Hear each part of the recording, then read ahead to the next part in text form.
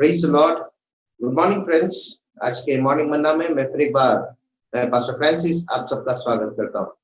प्रभु का धन्यवाद करता हूँ कि प्रभु ने हम सबको जगाया है। प्रभु ने आज का ये दिन दिखाया, इस बात के लिए परमेश्वर का धन्यवाद करते हैं। आप लोग के प्रेम के लिए बहुत बहुत धन्यवाद करते हैं कि आप लोगों ने इस चैनल को लाइक किया है, सब्सक्राइब किया है और रेगुलरली आप लोग वचन को सुन रहे हैं। इस बात के लिए भी हम प्रभु का धन्यवाद करते हैं। आपका सहयोग हमारे लिए बहुत ही महत्वपूर्ण है। अब लगातार आप लोग और प्रार्थना करते रहे ताकि अच्छे अच्छे वचनों के साथ हर सुबह हम आपको प्रोत्साहित कर सके, प्रभु के मार्ग में, प्रभु की बातों में हम आपको बढ़ा सकें।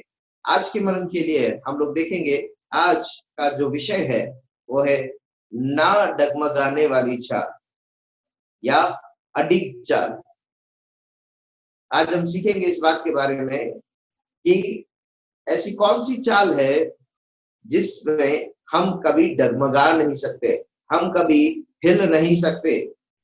अडिग चाल। आज अडिग चाल के बारे में हम लोग परमेश्वर के वचन से आज हम लोग सीखेंगे। मेरे साथ निकाल लेंगे भजन 15 उसका आखिरी पद, 5वां पद।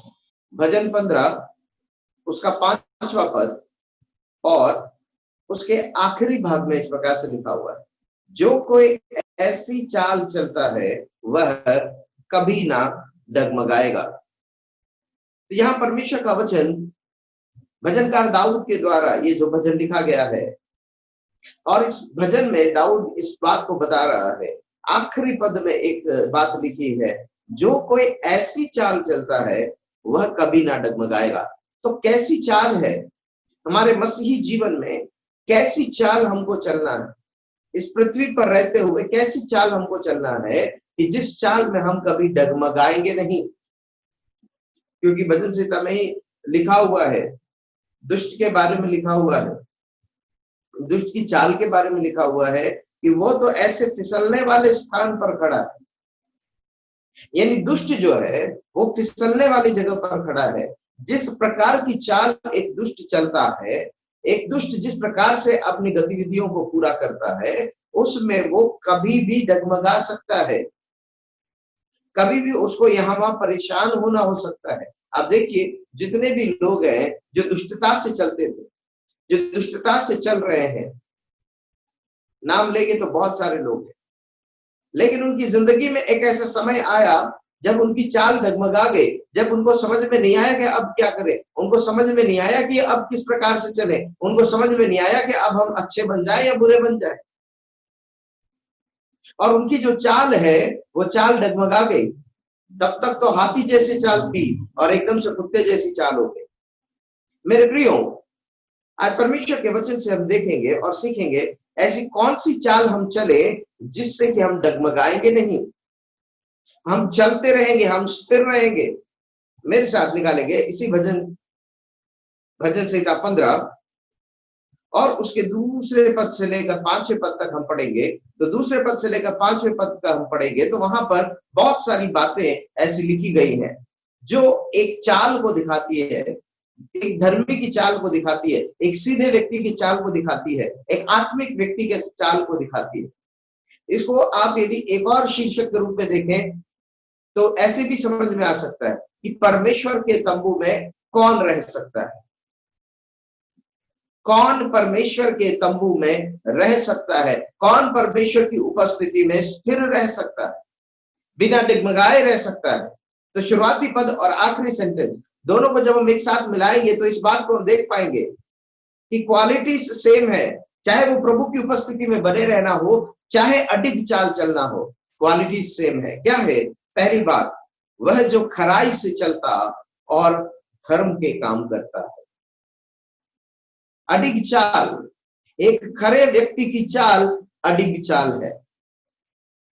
जो व्यक्ति खराई से चलेगा, इंटेग्रिटी से चलेगा। खराई का मतलब क्या है? जो मुंह पे है वही दिल में है और जो दिल में है वही मुंह पे है। खराई का मतलब उसकी कथनी और करनी दोनों एक समान होगी। खराई का मतलब वो व्यक्ति किसी का मुंह देखकर मस्का पालिश की बातें नहीं करेगा, ना वो किसी के पीछे बुराई की बातें करेगा।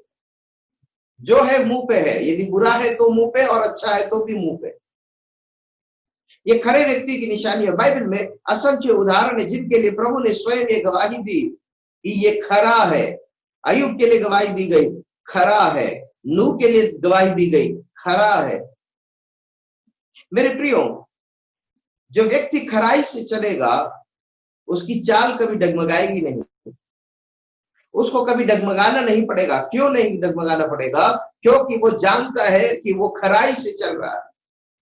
वो जो कुछ भी है वो उसके अंदर धोखेबाजी नहीं है, उसके अंदर चालबाजी नहीं है, तो इसीलिए उसको यहां वहां डगमगाने की जरूरत नहीं पड़ती। पर जो व्यक्ति बेईमानी से चलता है, जिस व्यक्ति के अंदर खराई नहीं है, जिस व्यक्ति के अंदर मक्कारी है, जिस व्यक्ति के अंदर झूठ है, उसकी चाल डगमगाती रहती है, क्योंकि वो खरा नहीं है। अभी सामने बहुत अच्छा था और पीठ पीछे फिर बुराई करने लगा। अभी पीठ पीछे जिसके सामने बुराई कर रहा था अचानक से सामने आ गए और तीनों सामने हैं, तो वो व्यक्ति के शब्द लड़खड़ा जा रहे। मेरे प्रिय, परमेश्वर आपसे और हमसे चाहता है कि खराई से हम चले। जो खराई से चलेगा उसकी चाल कभी डगमगाएगी नहीं। दूसरा पॉइंट, जो धर्म के काम करता है उसके चाल कभी डगमगाएंगे नहीं, वो अडिग चाल चलता रहेगा। मेरे प्रिय, धर्म का काम बहुत ही जरूरी है। धर्म के काम से परमेश्वर का तात्पर्य कर्म कांड से नहीं है। धर्म का कार्य, धार्मिकता का कार्य, अच्छे कार्य, भले कार्य, विश्वास के अनुसार कार्य, ये प्रभु की नजर में बड़े मायने रखते हैं। और जो धर्म के काम करता है वो व्यक्ति कभी डगमगाएगा नहीं। बाइबल में असंख्य उदाहरण है, कई लोगों के उदाहरण है कि वो धर्म के काम करते रहे, वो विश्वास योग्यता के साथ चलते रहे, वो प्रभु पर अपने विश्वास के अनुसार चलते रहे। क्या है हमारे धर्म के काम? केवल दान पुण्य करना ही हमारे धर्म के काम नहीं है। प्रभु के साथ बैठना, प्रभु की उपस्थिति में रहना, प्रार्थना करना, वचन पढ़ना, ये सब हमारे धर्म के कामों में आता है, क्योंकि उसमें हम अपने विश्वास के अनुसार काम करते हैं, धार्मिकता के अनुसार काम करते हैं। तो परमेश्वर का वचन कहता है जो धर्म के काम करता है उसकी चाल कभी डगमगाएगी नहीं।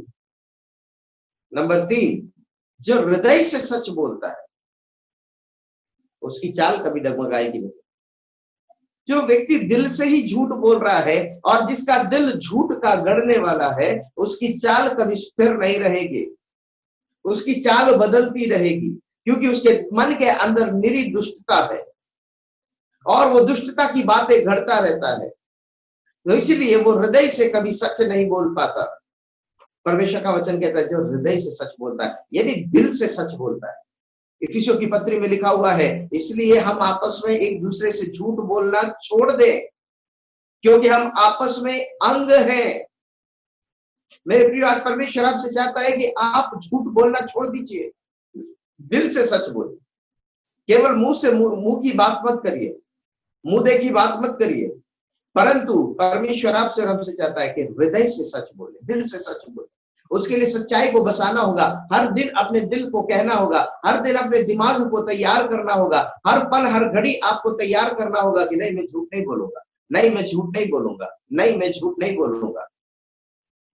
आपको हर दिन अपने आप से कहते रहना होगा। You have to train up your mind in that way. अपने दिमाग को उस प्रकार से प्रशिक्षित करें और उसे कहते रहे, हे दिमाग, हे दिल, तुझे झूठ नहीं बोलना है। परमेश्वर का वचन कहता है जो हृदय से सच बोलता है उसकी चाल कभी डगमगाएगी नहीं। आज कईयों की चाल डगमगाई हुई है क्योंकि वो हृदय से सच नहीं बोलते। हृदय के अंदर ही झूठ भरा हुआ है, सारा उत्पात भरा हुआ है, दुष्टता भरी हुई है। आगे बढ़ेंगे तीसरे पद में, जो अपनी जीभ से निंदा नहीं करता और ना अपने मित्र की बुराई करता है और ना अपने पड़ोसी की निंदा सुनता है। अडिग चाल किसकी रहेगी? जो अपनी जीभ से निंदा नहीं करता, यानी ना तो बुराई करता है और ना ही बुराई सुनता है। ना जीभ की अपने मित्र की बुराई करता, ना पड़ोसी की निंदा सुनता है। सो जो व्यक्ति बुराई में नहीं है उसकी चाल कभी डगमगाएगी नहीं, क्योंकि ना तो वो बुराई करता है और ना ही वो बुराई सुनता है। तो उसको टेढ़ी चाल चलने की जरूरत नहीं है। उसके कदम लड़खड़ाएंगे नहीं, क्योंकि वो स्थिर चट्टान पे है, क्योंकि वो बुराई को एंटरटेन नहीं कर रहा। मेरे प्रियो, आप जो सुनना चाहते हैं लोग आपको आकर वही सुनाएंगे। यदि आप बुराई सुनना चाहते हैं तो लोग आकर आपको बुराई ही सुनाएंगे। यदि आप दुख सुनना चाहते हैं तो लोग आकर आपको अपना दुख ही बताएंगे। यदि आप दुख सुनना चाहते हैं तो लोग आकर आपको दुख ही सुनाएंगे। यदि आप गंदे मजाक सुनना चाहते हैं तो लोग आकर आपको गंदे मजाक सुनाएंगे।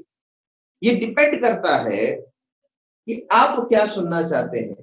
कई लोगों की आदत है, उनको बुराई करना और बुराई सुनना बहुत अच्छा लगता है, इसलिए बाद में वो बुराइयों में फंसते हैं और उनकी चाल डगमगा जाती है, वो लड़खड़ा जाते हैं। क्यों? क्योंकि वो बुराई को एंटरटेन कर रहे हैं।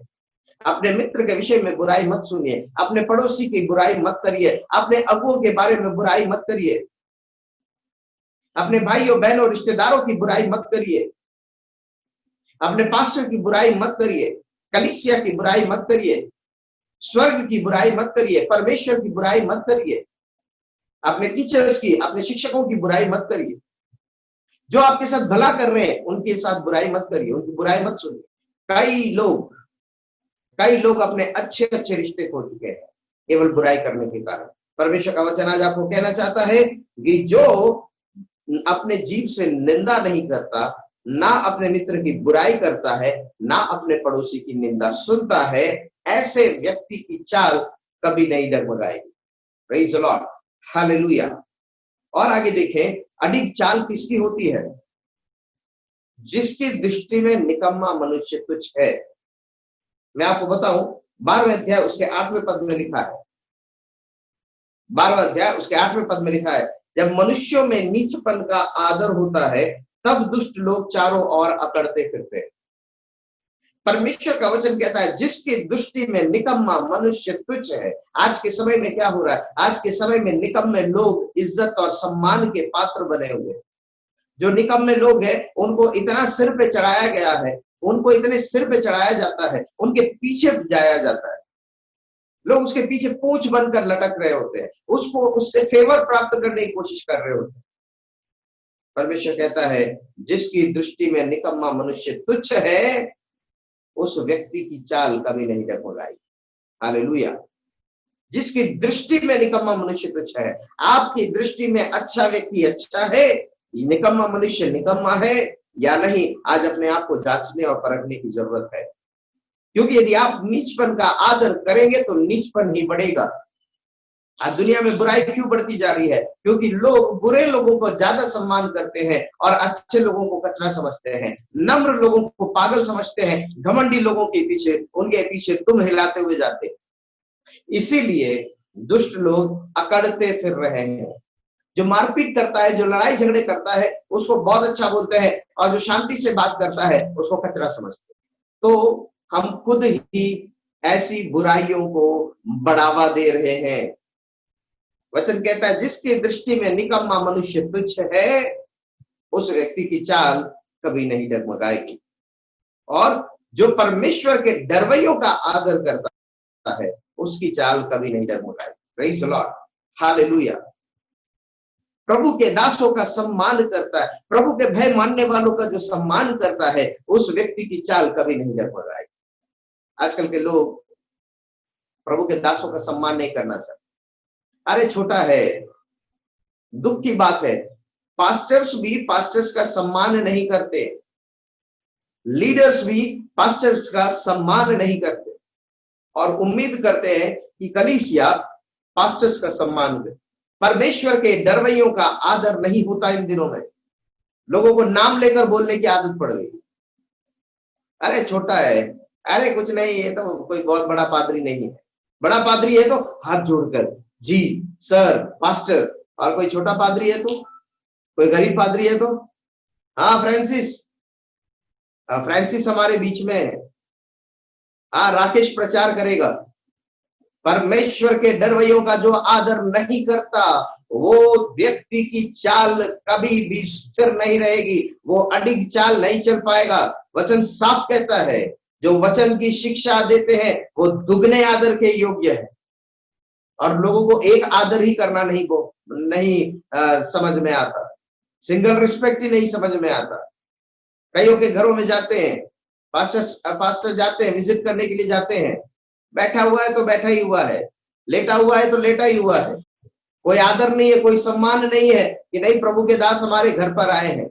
जो परमेश्वर के डरवैयों का आदर नहीं करता, प्रभु का वचन साफ साफ कहता है, बाइबल क्या कहती है, क्या आपको केवल पास्टर्स का सम्मान करना है? वचन कहता है, जो कोई छोटे में से छोटों को भी मेरा दास जानकर, इसको छोटे में से छोटों को भी मेरा दास जानकर। दुख की बात है, कई कलीसिया के सेवक लोग, कई पास्टर्स लोग अपने विश्वासियों का सम्मान नहीं करते। यदि आप उनका सम्मान नहीं करोगे तो बदले में सम्मान नहीं मिलेगा। और वो करे या ना करे, वचन के अनुसार छोटे में से छोटों को भी प्रभु का दास जानकर एक कटोरा पानी पिलाते हैं, वो किसी रीति से अपना प्रतिफल नहीं पाएगा। आज मैं आपको बताना चाहता हूं, परमेश्वर के वचन के आधार पर ये बात मैं आपको बताना चाह रहा हूं, जो परमेश्वर के डरवैयों का आदर करेगा उसकी चाल कभी डगमगाएगी नहीं। जो शपथ खाकर बदलता नहीं, चाहे हानि उठानी पड़े, उसकी चाल कभी डगमगाएगी नहीं। परमेश्वर का वचन स्पष्ट कहता है कि जो शपथ खाकर नहीं बदलता, यानी वायदा करके नहीं बदलता। हम लोग मन्नतें तो बहुत मान लेते हैं, लेकिन मन्नतें पूरी नहीं करते, बदल जाते। नहीं, मैंने ऐसा थोड़ी बोला था, मैंने ये थोड़ी बोला था, मैंने हाँ कमिटमेंट तो किया था, लेकिन ऐसा थोड़ी कमिटमेंट किया। मन्नत मानने में उतावली ना करना। जब प्रभु के भवन में जाए तो सावधानी से चलना। भजनकार कहता है, मैं परमेश्वर के सामने अपनी सारी मन्नतों को पूरा करूंगा। मेरे प्रियो, कई लोग इन दिनों में अपने जीवन में दुख उठा रहे हैं, श्राप के भागी हो चुके हैं। कईयों की जिंदगी में आशीष नहीं है, कईयों के जीवन के काम सफल नहीं हो रहे। कारण क्या है? क्योंकि वो शपथ खाकर बदल गए, वायदा करके बदल गए हैं। भैया जब मेरे जीवन में होगा तो हम ऐसा ऐसा करेंगे, और आज जब हो चुका है तो कोई जवाब ही नहीं है। पास्टर साहब मेरे जीवन में प्रभु ये काम करेगा, प्रभु मुझे चंगाई देगा तो मैं प्रभु की सेवा में निकल पड़ूंगा, और आज सरकारी संसारिक नौकरी के पीछे भाग रहे, धन दौलत के पीछे भाग रहे हैं, इसलिए काम सफल नहीं हो रहे हैं। आज मुझे नहीं पता परमेश्वर किससे बात कर रहा है, लेकिन चेतावनी देना चाहता है परमेश्वर, मन्नत मत मानिए, और मन्नत माना है तो फिर उसमें पूछपाछ मत करिए। जब मन्नत मानते तो सोच समझ के आप मन्नतें मानिए, वायदे करते सोच समझ के वायदे करिए, क्योंकि वचन कहता है जो शपथ खाकर बदलता नहीं। प्रॉमिस मत करिए, God promise, touch wood, fingers crossed, आजकल नया चल रहा फिंगर्स क्रॉस्ड। मैं आपको साफ साफ बताना चाहता हूं, शपथ मत खाइए, वादा मत करिए, और वादा कर रहे हैं फिर बदलिए मत। जो शपथ खाकर बदलता नहीं, चाहे हानि उठानी पड़े, उस व्यक्ति की चाल कभी नहीं डगमगाएगी, क्योंकि वो खरा व्यक्ति है, वो सच्चा व्यक्ति है, क्योंकि उसने वादा किया, और उस वादे की वजह से यदि उसको नुकसान भी हो रहा है तो वो उस नुकसानी को भी उठाकर वो अपने वादे को पूरा करता है। इसलिए वादा मत करिए, और यदि वादा किया है तो कुछ भी हो, पहले उस वादे को आप पूरा करें। परमेश्वर कहता है, जो अपना रुपया ब्याज पर नहीं देता उसकी चाल कभी नहीं डगमगाएगी। ब्याज पे पैसा देना श्राप का कारण है, और बाइबल में असंख्य पद ऐसे लिखे हुए हैं जो इस बात को बताते हैं कि आपको ब्याज पे पैसा नहीं देना है।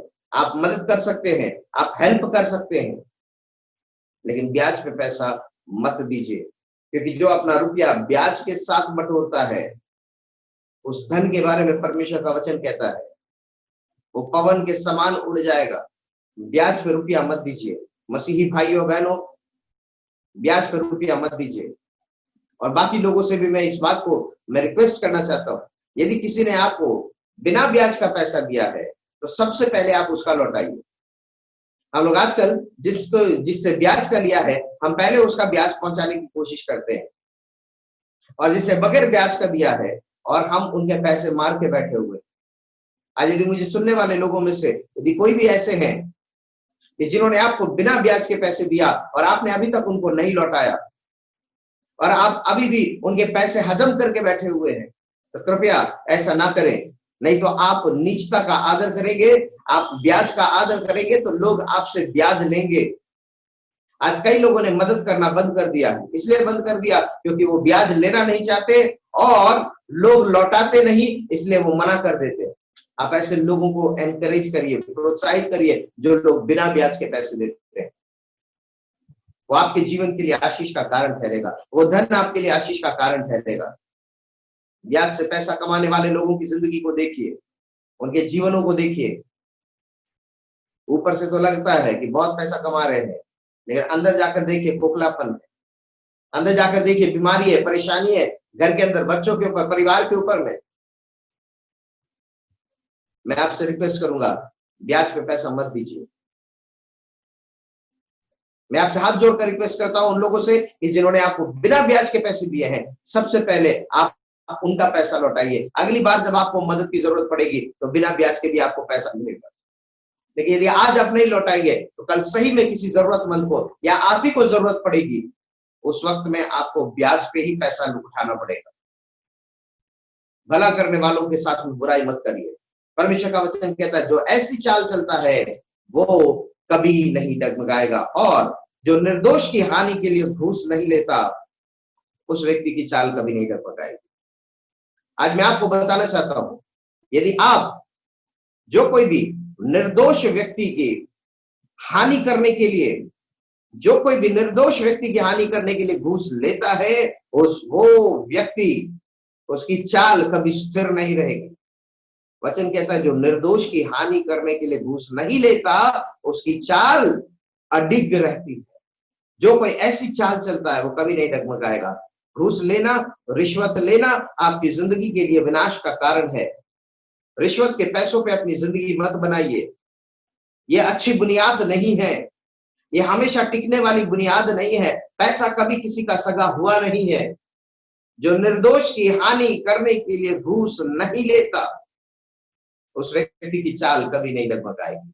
मेरे प्रियो, आज परमेश्वर आपको और हमको आशीषित करने पाए और प्रभु हमारी सहायता करने पाए कि हम लोग खराई की चाल चले, तो हमारी चाल अडिग चाल बनी रहे। आज की सुबह प्रभु इस वचन के द्वारा हम सबको आशीषित करे। बहुत सारी बातें इसमें चर्चा की गई, लेकिन जो बातें आपके जीवन पर लागू होती हैं उन बातों को अपने जीवन में लागू करिए और एक अडिग चाल आप चलते रहिए। प्रभु हम सबकी सहायता करने पाए। आइए अपनी आंखों को बंद करेंगे। स्वर्गीय पिता, धन्यवाद करते हैं और प्रभु आज की सुबह आपने हमको वचन के द्वारा आपने बातचीत किया और आपने सिखाया है। प्रभु आप हमारी सहायता करिए कि हम अडिग चाल चलकर आपके नाम को ऊंचा उठा सके, अडिग चाल चलकर प्रभु आपकी सेवा कर सके, अडिग चाल चलकर आपकी महिमा और आपकी प्रशंसा कर सके। प्रभु जी आपने ऐसा किया है, इसलिए धन्यवाद। हर एक कार्यों में आपने सहायता किया प्रभु, धन्यवाद। जीवन के हर पल हर घड़ी में केवल और केवल प्रभु आपका नाम ऊंचा, आपने ऐसा किया इसलिए धन्यवाद करते हैं। प्रभु यीशु मसीह के नाम से मांगते हैं, आमीन आमीन। Praise the Lord. प्रभु आप सबको बहुत के साथ आशीषित करे। आप हमारे यूट्यूब चैनल को लाइक करें, शेयर करें, सब्सक्राइब करें और प्रभु की महिमा में आगे बढ़े। प्रभु हम सबको आशीषित करें।